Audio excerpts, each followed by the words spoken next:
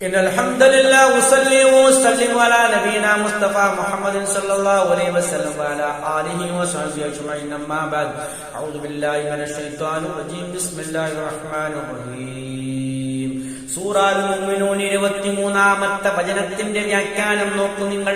ഇതിന്റെ ആദ്യ ഭാഗത്തിൽ അല്ലാഹു സുബ്ഹാനഹു വ തആല മനുഷ്യ സൃഷ്ടിപ്പുമായി ബന്ധപ്പെട്ട ദൃഷ്ടാന്തങ്ങൾ വിശദീകരിച്ചു.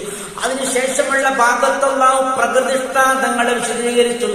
ഈ ആയത്തിൽ കൂടി അല്ലാഹു സുബ്ഹാനഹു വ തആല നമുക്ക് ചരിത്രം, മുൻകാല നബിമാരുടെ അമ്പിയാക്കളുടെ ചരിത്രം വിശദീകരിച്ചു തരികയാണ്.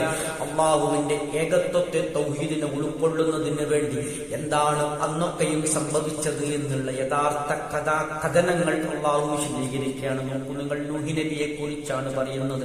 വലഖദ് അർസൽനാ നൂഹൻ, വലഖദ് അർസൽനാ, നാം അയച്ചിട്ടുണ്ട് നൂഹ് നബി അലൈഹിസ്സലാമിനെ ഇലാ ഖൗമി, അദ്ദേഹത്തിന്റെ ജനതയിലേക്ക് അയച്ചിട്ടുണ്ടെന്നാണ് അല്ലാഹു പറയുന്നത്. ഫഖാല, അപ്പോൾ പറഞ്ഞു, ആ നൂഹ് നബി അലൈഹിസ്സലാം പറഞ്ഞു, യാ ഖൗമി, ഏ ജനങ്ങളെ, അബ്ദുല്ലാഹ്, നിങ്ങൾ അല്ലാഹുവിനെ ആരാധിക്കണം. മാലക്കും, നിങ്ങൾക്കില്ല, മിൻ ഇലാഹിൻ, ഒരു ആരാധ്യനുമില്ല, ഗൈറു, അവനല്ലാത്ത ഒരു ആരാധ്യനും നിങ്ങൾക്കില്ല എന്ന് 950 വർഷത്തോളം ആ ജനങ്ങളെ നൂഹ് നബി അലൈഹിസ്സലാം ഉത്ബോധിപ്പിക്കുകയാണ്. അല്ലാഹുവിന് പുറമെ അല്ലാഹുവിന്റെ സൃഷ്ടികളായ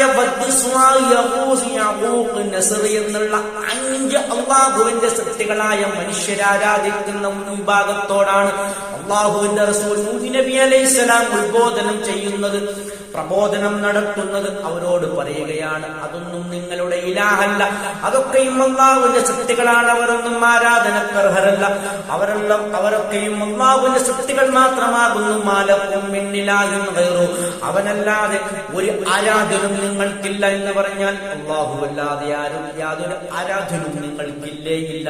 അഫലാ തത്തഖൂൻ, നിങ്ങൾ സൂക്ഷ്മത പാലിക്കുന്നില്ലേ, അല്ലെങ്കിൽ അല്ലാഹുവിനെ ഭയപ്പെടുന്നില്ലേ എന്നാണ് നൂഹ് നബി അലൈഹിസ്സലാമിന്റെ ചോദ്യം.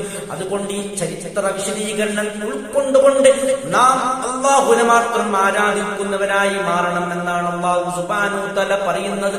എന്തെങ്കിലും തരത്തിലുള്ള വിശ്വാസ പിഴവുകൾ വരികയാണെങ്കിൽ നാം അവിശ്വാസിയായി മരണപ്പെടാനും കാലാകാലം നരകം ലഭിക്കാനും അത് കാരണമായി തീരും. അതുകൊണ്ടാണ് അല്ലാഹു സുബ്ഹാനഹു വ തആല ഇത്രയും ഗൗരവത്തിൽ അല്ലാഹുവിന്റെ സൃഷ്ടികളെ ആരാധിക്കാൻ പാടില്ല എന്ന് നമുക്ക് വീണ്ടും വീണ്ടും പലതരം ദൃഷ്ടാന്തങ്ങളിൽ കൂടി നമുക്ക് പഠിപ്പിച്ചു തരുന്നത്. ഇത്രയുമാണ് ഇതുമായി ബന്ധപ്പെട്ട് വിശദീകരിക്കാനുള്ളത്.